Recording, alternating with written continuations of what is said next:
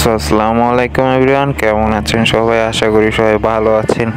আজকের ভিডিওতে আমি কথা বলবো হ্যামস্টার নিয়ে।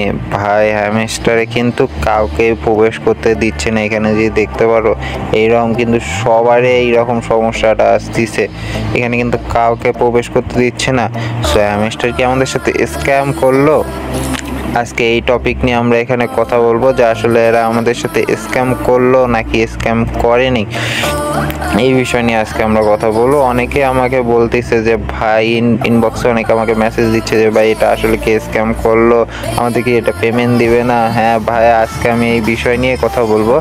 সো বলে এটা আসলে স্ক্যাম করলো কি করলো না সেটা আপনাদেরকে বলে দেই।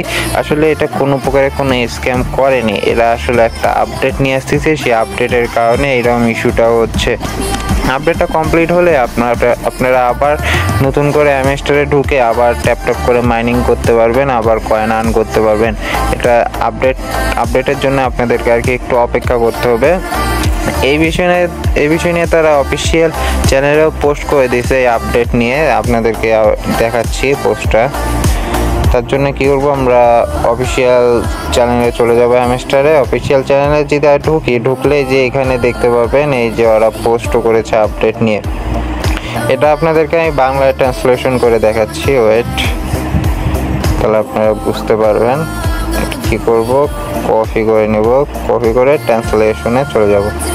ট্রান্সলেশনে যদি আমরা আসার পর এখানে পেস্ট করে দিলে এই দেখুন এখানে স্পষ্টভাবে তারাও বলেছে।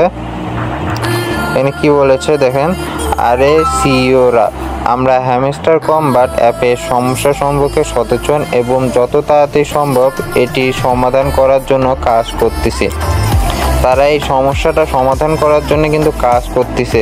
এটা তাদের আপডেটের কারণে কিছু সমস্যা হয়েছে, অথবা এটা তাদের সার্ভার ডাউন হওয়ার কারণে কোনো সমস্যা হয়েছে। এরা কিন্তু সেই সমস্যার সমাধান করার চেষ্টা করতেছে। এরা কোনো প্রকারে কোনো স্ক্যাম করে নাই ভাই। জাস্ট কিছুই হয়তো বা ইস্যু হয়েছে, সেটা এরা সমাধানও করার চেষ্টা করতেছে, তারা অফিসিয়ালভাবে বলেও দিয়েছে। তাই ভয় পাওয়ার কোনো কারণ নাই, এরা খুব তাড়াতাড়ি সমস্যার সমাধানটা করে দিবে। আশা করি আপনারা বুঝতে পারছেন। একের অধিক যারা অ্যাকাউন্ট ইউজ করতেছেন তাদের মেন আইডি রেখে ভাই বাকি আইডিগুলো কিন্তু লগ আউট করে দিন, নাহলে কিন্তু ভাই আপনার মেন আইডিও এরা ব্যান করে দিতে পারে।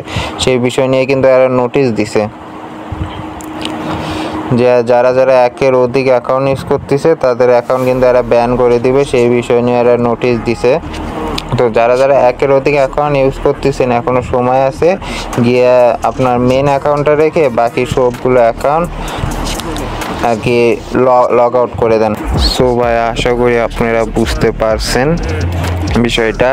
সো আজকে ভিডিওটা এইটুকুই। আল্লাহ হাফেজ অল।